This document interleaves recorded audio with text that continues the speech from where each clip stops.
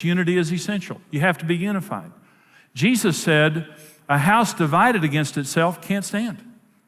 If you're divided against yourself, your house can't stand. And so in parenting, you always present a united front to your children and never let your children divide you. When you're a parent, we're a two-headed monster. And you'll never deal with one head. We're two-headed, okay? So they come up and they say, can I go to the movies with my friends? Let me talk to your mother. She won't mind. She said yes. I want to hear it from her lips. Why? Because you lie.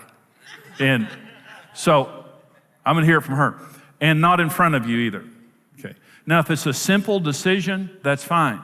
But what Karen and I would do is go in our room by ourselves, with our children typically were in bed, and we would sit down and sometimes we would argue.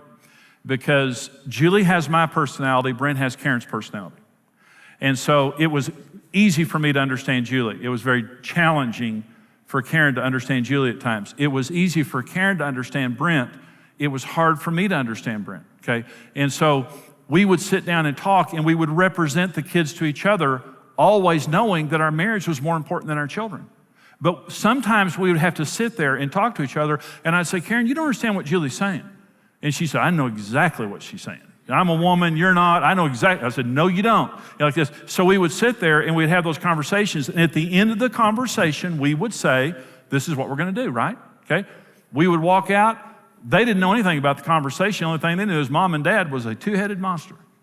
You're going to get both of us, and we're both saying exactly the same thing. Not this. Well, I'd let you go, but your mother won't. Well, what does that say to kids? You're divided at that point. A house divided against itself cannot stand. We are unified on everything that we do.